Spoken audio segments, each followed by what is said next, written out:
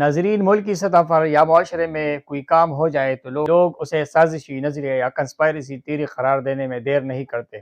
لوگ کہتے ہیں یہ حکومت کی سازش ہے، یہ اداروں کی سازش ہے، یہ فلاں کی سازش ہے، یہ فلاں کی سازش ہے۔ یہ کنسپائرسی تھیوریز اور سازشی نظریات یہ تو ہم نے بہت سنے ہیں، لیکن دور جدید میں اس لفظ کو بہت زیادہ ہوا ملی ہے۔ ہر چھوٹی بڑی سطح پر ہونے والا کام جلدی سے سازشی نظریہ قرار دیا جاتا ہے۔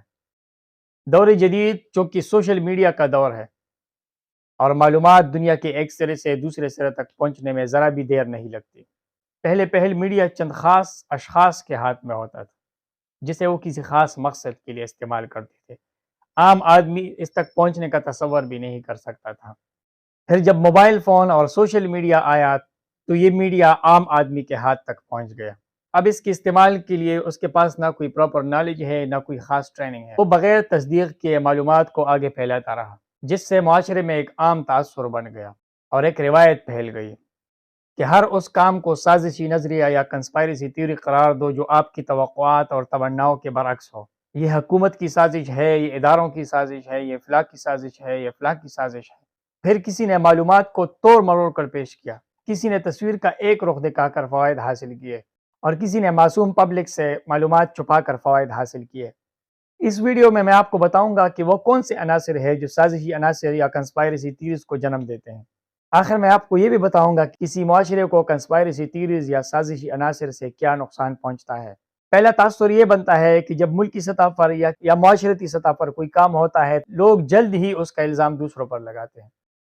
دوسرا تاثر یہ دیا جاتا ہے کہ لوگ کہتے ہیں ہمیں اس ادارے پر یا اس شخص پر اعتماد نہیں، یا تاریخی واقعات سے یا کسی اور وجہ سے لوگ اس شخص پر یا اس چیز پر اعتماد کھو چکے ہیں اور وہ اس پر عدم اعتماد اپنا حق سمجھتے ہیں۔ تیسرا جو عنصر ہے وہ متبادل تشریحات ہے۔ بعض دفعہ سچ کو سچ ثابت کرنے کے لیے پیچیدہ قسم کی تشریحات کرنی پڑتی ہے، ثبوت لانے پڑتے ہیں، ایویڈنس بیسڈ ریسرچ کرنا پڑتا ہے، لوگوں کو بتانا پڑتا ہے کہ میرے پاس یہ ثبوت ہے۔ جبکہ جھوٹ میں ایسا کچھ نہیں ہوتا۔ جھوٹ بغیر تحقیق کیے آگے پھیلایا جا سکتا ہے، بغیر ہضم کیے کسی بات کو دوسرے شخص تک پہنچایا جا سکتا ہے، اور اس میں سوشل میڈیا لوگوں کو بہت سہولت فراہم کر رہا ہے۔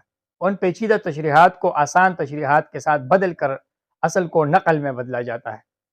پانچواں عنصر یہ ہے کہ کچھ لوگ اس میں اتنے ایکسپرٹ ہوتے ہیں کہ وہ سازشی عناصر کو سچائی کی طرح اتنی صاف گوئی اور صفائی کے ساتھ بیان کرتے ہیں کہ لوگ اس پر دھوکہ کھا جاتے ہیں۔ وہ حق کو باطل کے ساتھ مکس کر کے لوگوں کے سامنے پیش کرتا ہے اور اللہ تعالیٰ کی اس فرمان کی نفی کرتا ہے کہ وَلَا تَلْبِسُوا الْحَقَّ بِالْبَاطِلِ، سچ کو باطل کے ساتھ مکس کر کے پیش نہ کیا کرو۔